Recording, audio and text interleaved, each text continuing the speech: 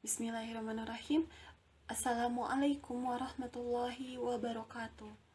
Alhamdulillahirrabbilalamin. Pada kesempatan kali ini, kami dari kelompok 7 akan menjelaskan materi mengenai tata pergaulan hadis riwayat Muslim.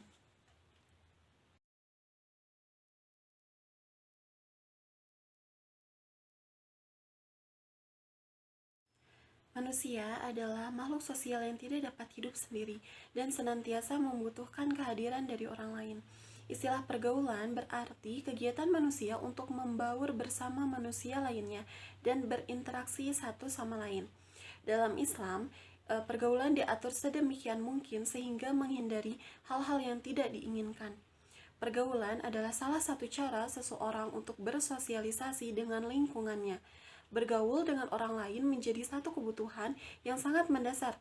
Bahkan bisa dikatakan wajib bagi setiap manusia yang masih hidup di dunia untuk mewujudkan ukhuwah Islamiyah. Dalam Islam ada beberapa etika yang harus dipenuhi dan hal ini disebut dengan etika Islami.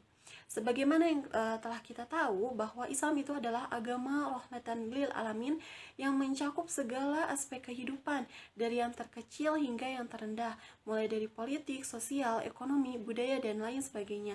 Bahkan Islam pun mengatur tata cara pergaulan yang baik dan berakhlak kepada orang yang dikenal maupun tidak dikenal.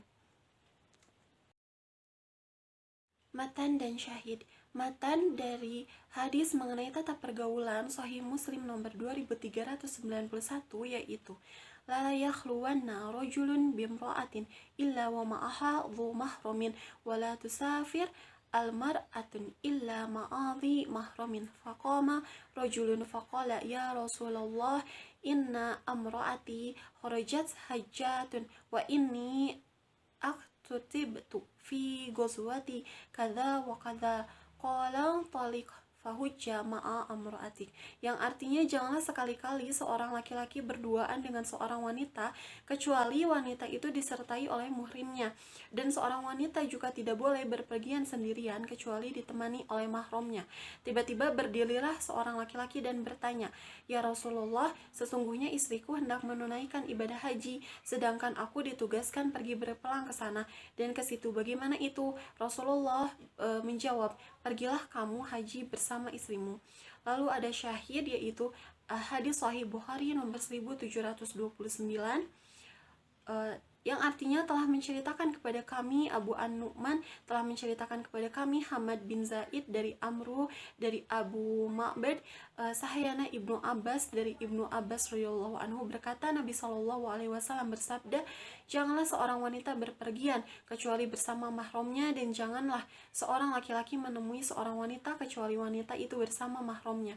Kemudian ada seorang laki-laki yang berkata, wahai Rasulullah, sebenarnya aku berkehendak untuk berangkat bersama pasukan perang ini dan ini, namun istriku hendak menunaikan haji. Maka beliau Shallallahu alaihi wasallam bersabda, berangkatlah haji bersama istrimu.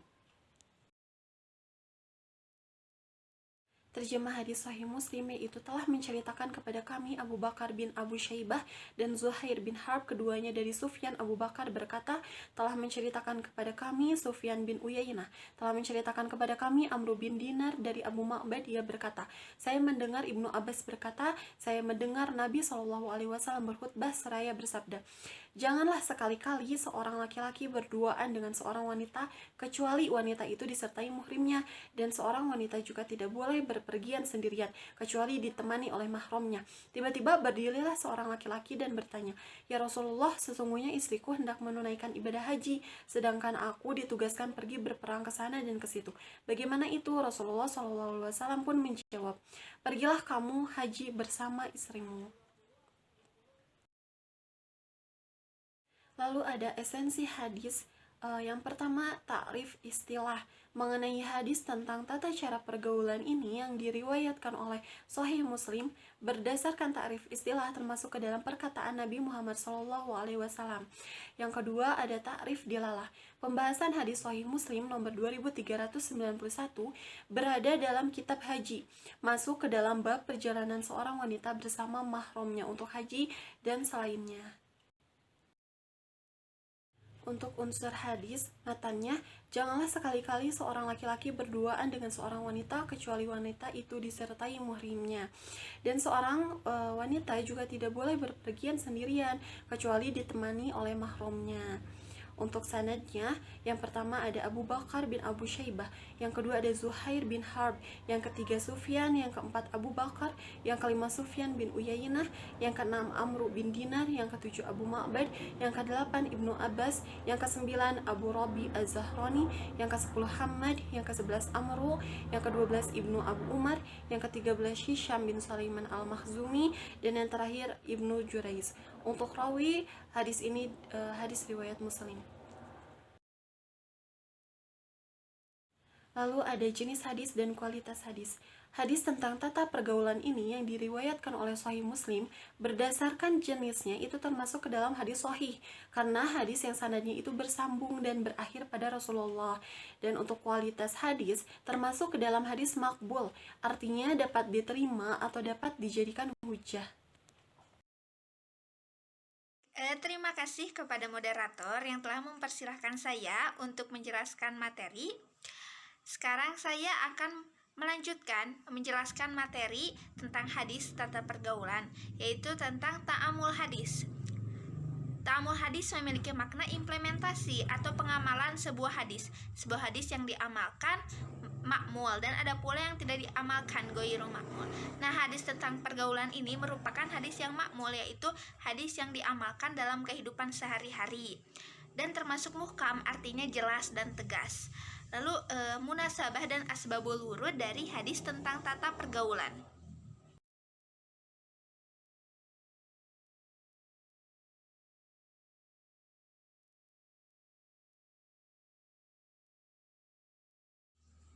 Munasabah dari hadis tentang tata pergaulan yaitu dari Abu Sa'id Al-Khudri radhiyallahu anhu, Rasulullah SAW bersabda, "Kami semua harus menghindari untuk duduk di atas jalan atau pinggir jalan." Dalam riwayat lain, di jalan mereka berkata, "Mengapa tidak boleh, padahal itu adalah tempat duduk kami untuk mengobrol?" Nabi bersabda, "Jika tidak mengindahkan larangan tersebut, karena hanya itu tempat untuk mengobrol, berilah hak jalan." Mereka bertanya, apakah hak jalan itu? Nabi SAW bersabda, menjaga pandangan mata, berusaha untuk tidak menyakiti, menjawab salam, memerintahkan kepada kebaikan, dan larangan kemungkaran. Hadis riwayat Muslim dan Abu Daud. Hadis riwayat Bukhari, Muslim, dan Abu Daud. Istinbat ahkam dari hadis tentang tata pergaulan adalah Rasulullah SAW dengan jelas melarang perempuan dan laki-laki berduaan. Perempuan dan laki-laki ketika akan bertemu atau ketika akan bertemu atau melakukan diskusi harus disertai dengan mahram dari si perempuannya agar tidak terjadi fitnah. Lalu Rasulullah SAW juga memerintahkan agar laki-laki dan perempuan saling menjaga pandangan, saling menundukkan pandangan. Jadi sebenarnya perempuan dan laki-laki itu boleh saling bergaul asalkan tidak berduaan, hendaknya ada muhrim perempuan yang menemani. Semua itu demi menjaga perempuan dan laki-laki dari dosa zina, agar keduanya tetap mengikuti tata pergaulan yang Allah dan Rasulullah SAW perintahkan. Hikmah dari hadis tentang tata pergaulan adalah hadis ini tentang larangan berduaan antara laki-laki dan perempuan yang bukan mahram dan belum resmi menikah. Para ulama telah sepakat bahwa perbuatan seperti itu haram hukumnya, dan dalam hadis lain dikatakan bahwa kalau laki-laki dan perempuan yang bukan mahram berkumpul, maka yang ketiganya adalah setan. Nah, jadi sebagaimana yang tertera dalam Quran Surah Al-Ahzab ayat 53, jika kamu meminta suatu keperluan kepada wanita yang bukan mahram, maka mintalah dari luar dinding, saking tidak diperbolehkannya laki-laki dan perempuan berduaan tanpa mahramnya. Lalu larangan tersebut dimaksudkan sebagai batasan dalam pergaulan antara lawan jenis. Jadi pergaulan antara lawan jenis itu ada batasannya. Nah, demi menghindari timbulnya fitnah.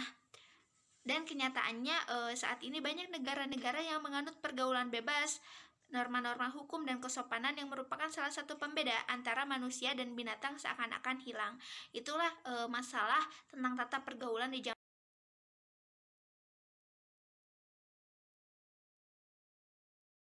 itu kita harus mengikuti hadis ini agar kita bisa terhindar dari fitnah. Karena ketika perempuan dan laki-laki berduaan, bahkan ketika ada mahramnya saja, tetap biasanya ada saja gitu fitnah, apalagi perempuan dan laki-laki berduaan. Maka dari itu kita harus mengikuti perintah Allah dan Rasulnya.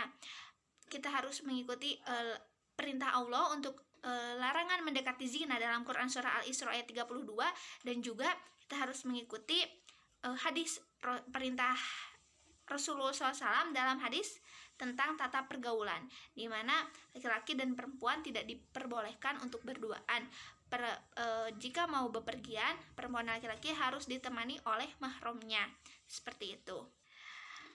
Problematika tafhim dan tatbik dari hadis tentang tata pergaulan adalah seperti yang tadi telah saya singgung, bahwa di zaman sekarang ini banyak sekali negara-negara yang menganut pergaulan bebas. Norma-norma kesopanan itu seakan-akan hilang, jadi manusia dan binatang itu seakan-akan sama.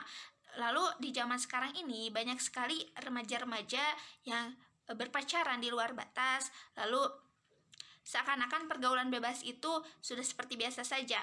Perempuan dan laki-laki bepergian berduaan itu sudah seperti biasa saja. Jarang sekali orang-orang yang memberitahu bahwa berpacaran itu haram dan sebagainya. Karena di zaman sekarang berpacaran itu sudah seakan-akan dihalalkan oleh remaja, oleh siapapun yang berpacaran. Jadi berpacaran itu seakan-akan sudah halal karena sudah banyak negara-negara yang menganut diperbolehkannya pergaulan bebas.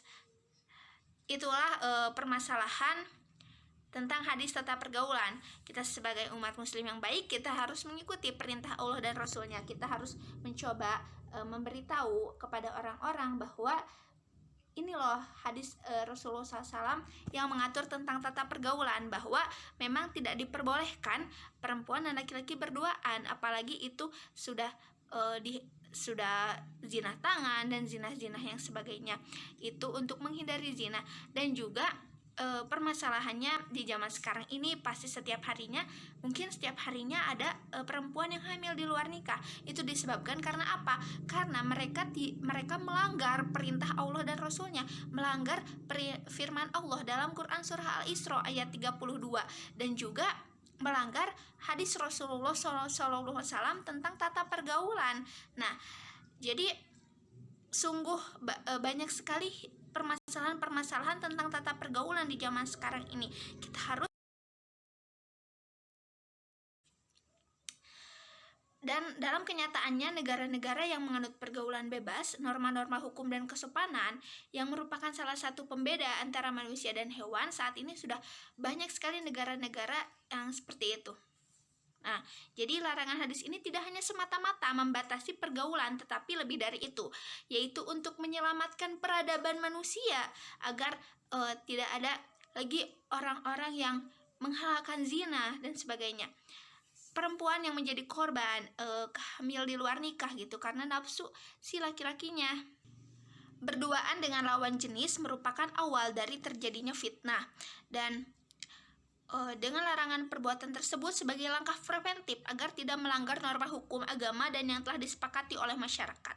Jadi dapat dinyatakan bahwa larangan berdua-duaan dengan lawan jenis dalam Islam maupun dalam hukum yang dibuat oleh masyarakat sangatlah dilarang tegas, karena dapat menimbulkan fitnah. Terkadang walaupun ada mahramnya masih tetap menimbulkan fitnah dan pergunjingan dari orang lain. Jadi kita sebagai umat muslim bukan harus membatasi pergaulan, kita harus bergaul dengan siapapun agar relasi kita pun banyak. Tetapi kita harus bisa memilah-milah mana pergaulan yang baik dan mana pergaulan yang tidak baik. Lalu kita harus tahu batasan pergaulan antara perempuan dan laki-laki. Jadi kita tahu batasan pergaulan lawan jenis antara lawan jenis agar tidak terjadi fitnah seperti itu. Nah, perempuan dan laki-laki juga sangat diperbolehkan untuk bergaul, karena bisa berdiskusi tentang pendidikan, berdiskusi tentang semua hal-hal lainnya yang tentunya bermanfaat untuk kepentingan negara, untuk kepentingan agama dan sebagainya, untuk menambah ilmu seperti itu. Dan tadi tidak ada asbabul wurud ya dari hadis tentang tata pergaulan ini. Mungkin cukup sekian dari saya. Saya cukupkan sekian. Terima kasih banyak. Saya kembalikan kepada moderator.